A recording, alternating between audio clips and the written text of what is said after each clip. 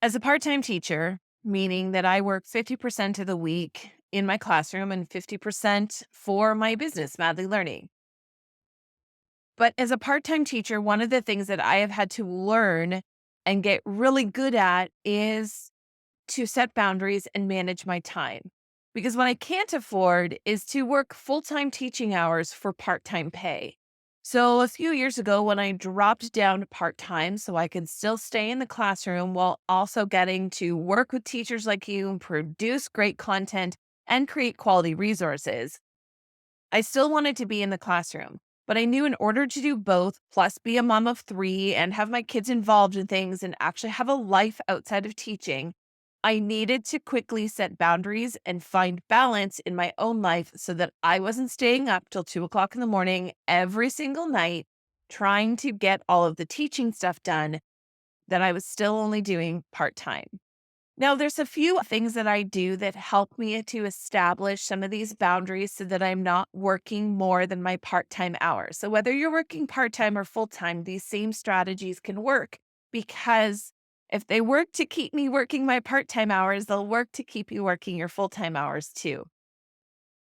So I have to say, over the last couple of years, one thing that I have become very good at is being able to set boundaries on what I can do in my classroom and when I need to just leave and let it go.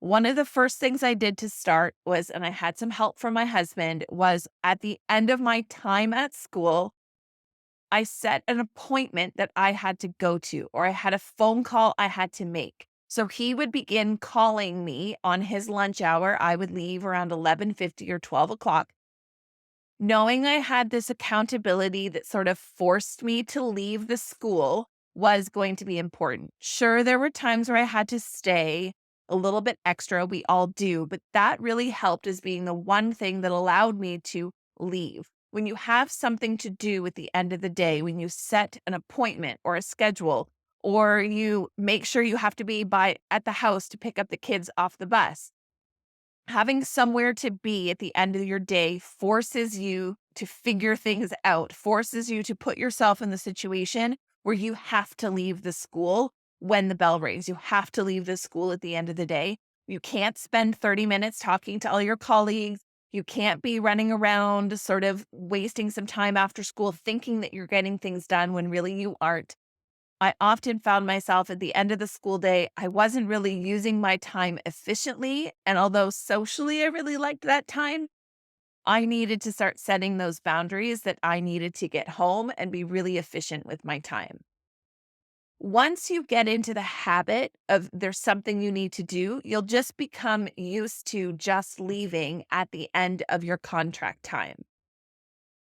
So that's number one. Set parameters on your time when you have to be there and when you have to leave, because you have something else that's more important that you need to go do at the end of the day so that you can't stay. And that will help you to establish those boundaries at the beginning. Now, another thing I do is plan a week at a time. When I focus in on what's happening minute to minute, then I'm planning minute to minute. And it takes me a lot more time. I'm thinking too much in the details. So I find that when I back up a lot, like 30,000 foot view, and just survey what my week is going to look like, I just focus on what are the big ideas that I want to cover for the week. I'm not planning each and every lesson in minute detail. I'm not looking at each minute or each chunk of minutes, but I'm looking at what the week looks like. Now, I pull resources from both my Ignited Literacy, my Ignited Math, my Social Studies, and my science units that I use from my Madly Learning store. I use those because the lessons are already created, the activities are already there. They're not just simple read and respond worksheets, but they're a little bit more interactive. They're going to take a little bit longer. They're often open ended and differentiated. So I'm not planning necessarily those lessons, but I am looking at that 30,000 foot view and deciding what am I doing this week? What activities, what are the overarching big ideas for the week that we're going to cover? This does one of two things. Number one, if I'm planning a lesson and I only get through half of it, it just moves on to the next day. And I'm planning things as a week. So we're going to get this done by the end of the week. instead of we're going to get this done by the day. So it gives me a lot more flexibility within my week to help me plan the activities that I want to do, things that don't always go by plan. We have a surprise fire drill because it can equal the fire alarm accidentally, or we get an email last minute that asks us to do some task for a club or for, some initiative that's happening in the school. We have the ability to pivot and be more flexible without having to completely redo or rewrite the plans because I'm thinking at a big idea level. So I have a lot more flexibility day to day or minute to minute.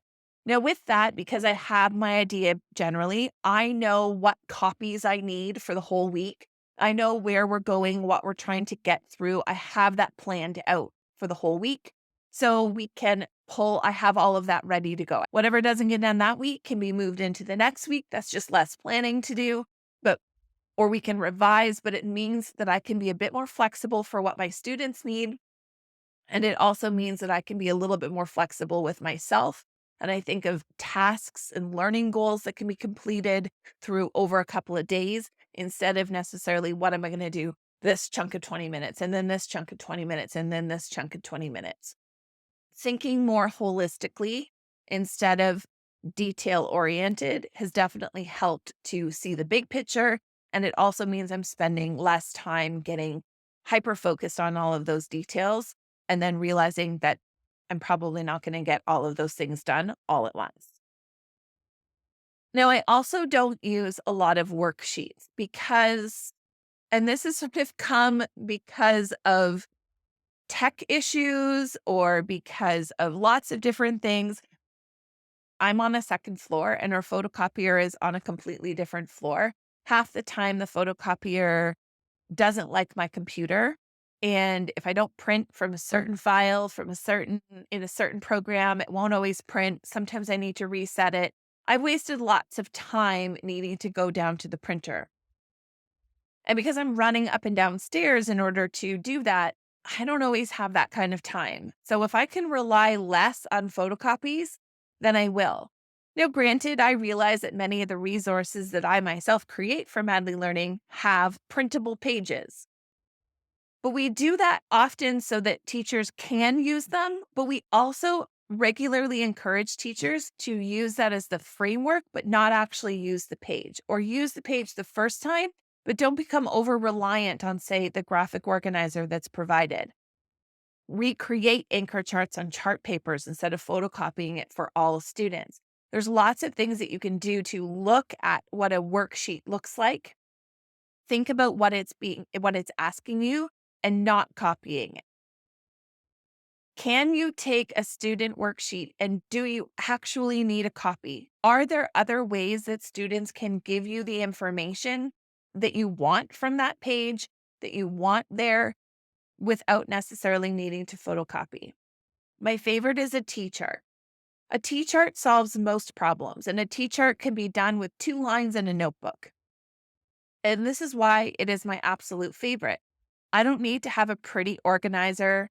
I don't need to necessarily teach students how to plan out a story on these elaborate, beautiful graphic organizers. I need a T for them to plan the characters, the setting, the problem, and solution. If they can draw an organizer in 30 seconds and get the same type of quality, the same type of thinking, the same work, the same level and ability, then why would I going to waste my time running up and down the stairs to the photocopier if I don't need to? Any of the responses where you have a question, you have a reading and you have a bunch of questions that are being asked at the end, do we need to print out the worksheet with the lines that students can answer, or can I write the questions on a chart paper and students can answer them in their notebook? A lot of these things are things that have done that teachers way back in the past did because they didn't have the same access to the photocopier that we do now. They didn't have access to technology that we do now. But sometimes I think we become over reliant on the worksheet, but there are often simpler ways to do things that don't require a worksheet. So when we don't rely as much on the worksheet, when I reduce the amount of times that I use the worksheet, when I just put the information on a chart paper, when I display it on my smartboard, when I can share the reading to them on Google Classroom or on OneNote and they can read the text online, then I'm not photocopying. I'm not running up and down those stairs. Students aren't losing them. They're in our digital classroom. They're up on the screen, and then they can answer any of the questions that happen to be there on the chart paper. So if there is a way that you can reduce the amount of unnecessary photocopies, it will ultimately save you time because you're not running back and forth to the photocopier. And therefore, your lessons are not necessarily dependent on the materials you have. They're really dependent on you and the resources you have in your classroom that are just always there, your chalkboard, your smartboard, your digital classroom, and your chart stand.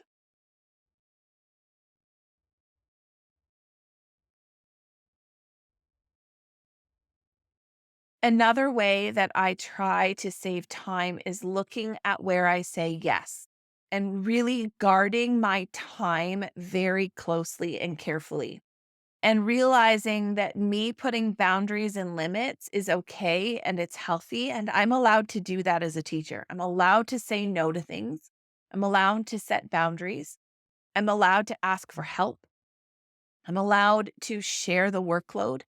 Especially as a part-time teacher, I need to share the workload with my teaching partner and not in a way where I'm doing all of the mental load or I'm taking on all of the responsibility for the things and I'm managing my teaching partner by assigning them tasks to do, but I am sharing that workload. Now, if you're a classroom teacher, you don't necessarily have somebody to share that workload with, but sometimes that's a little bit easier because you can just get some stuff done.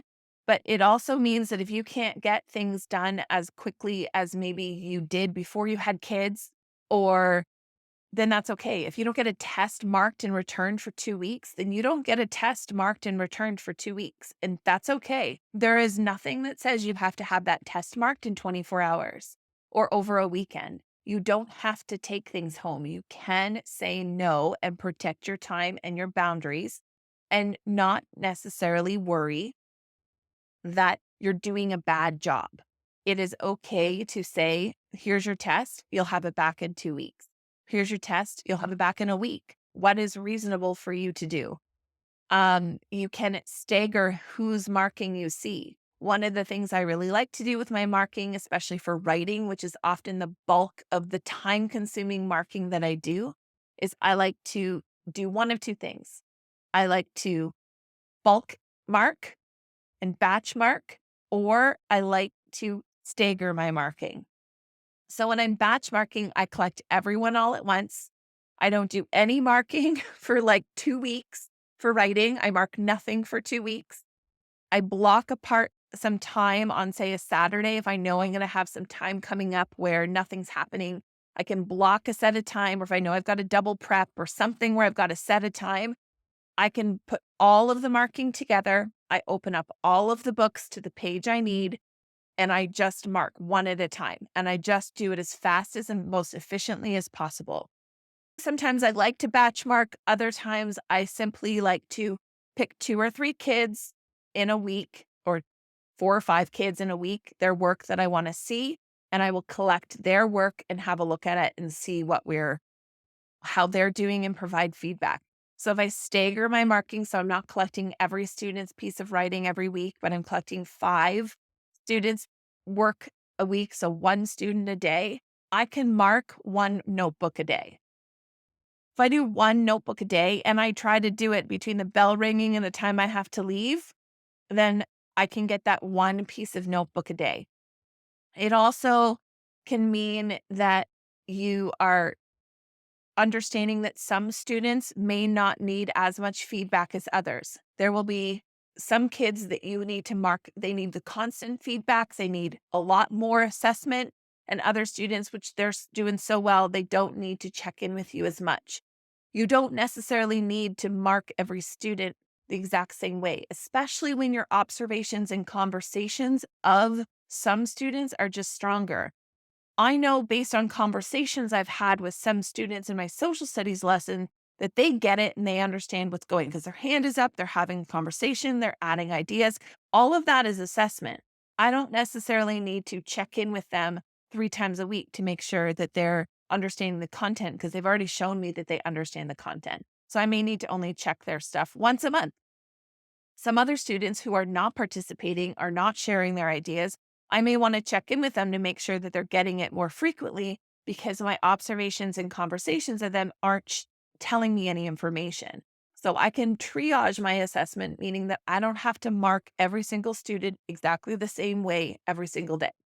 And it saves me time because it means that I'm only marking what I need to give me the picture I need. So try to form a picture and an understanding of what students need to know, what I need to know, what they need to understand. I try to form that picture in my head of their understanding, and I fill in those gaps with collecting and assessing in a variety of different ways for those students.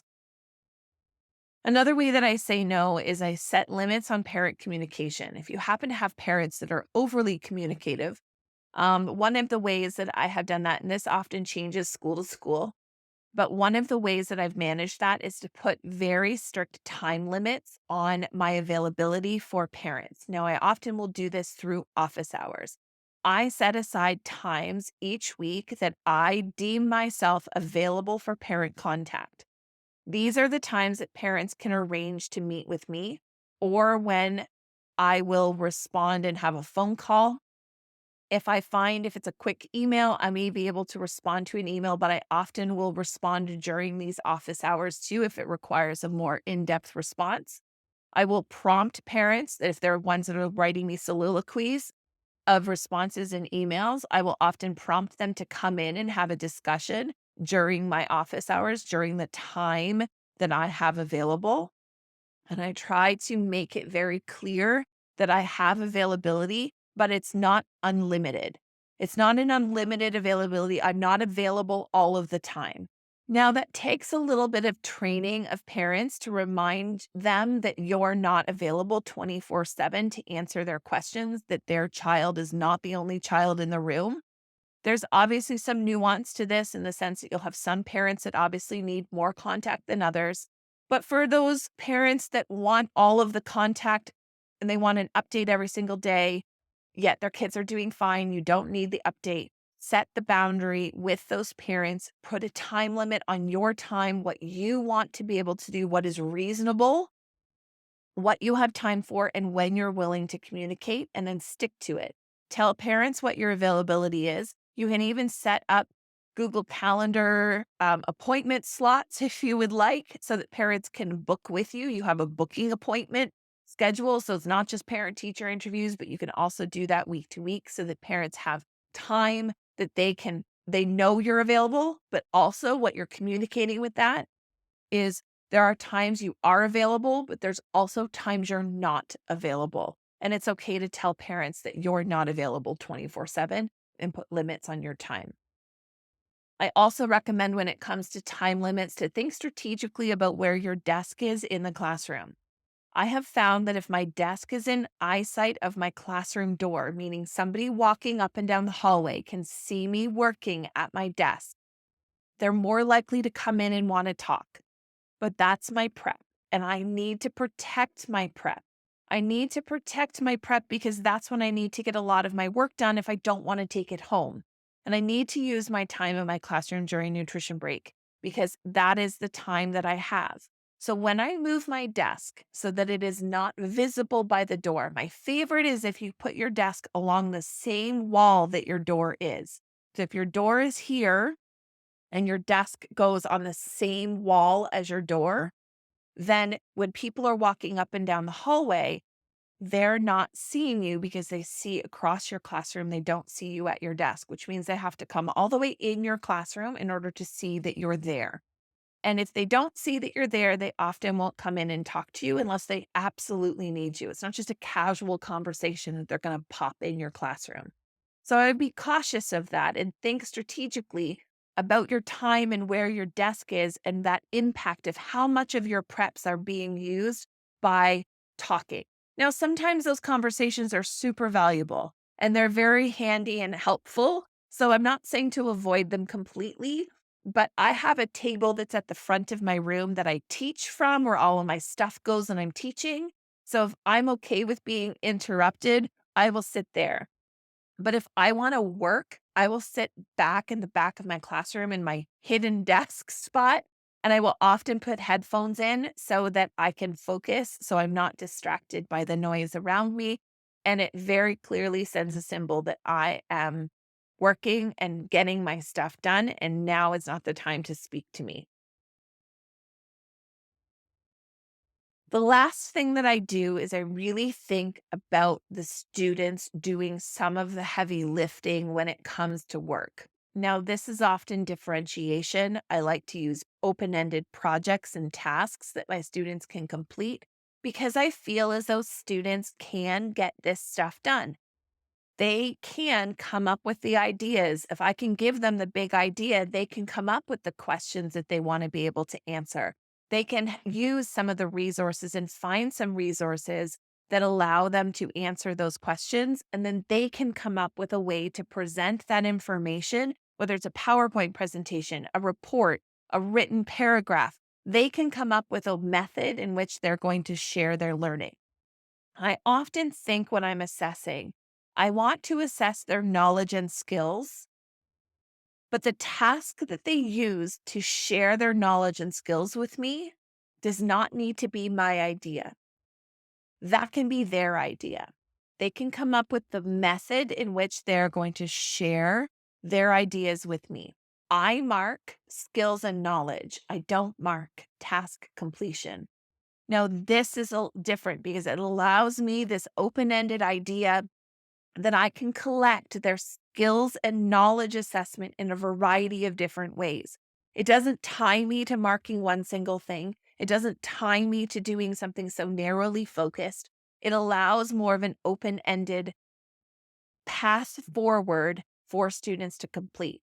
It means that when my students have IEPs, they can do a simplified version because their knowledge and skills are at a simplified level. I don't need as much depth from their work, but everybody is doing the same sort of, they're designing their own method that they're going to share their information with me.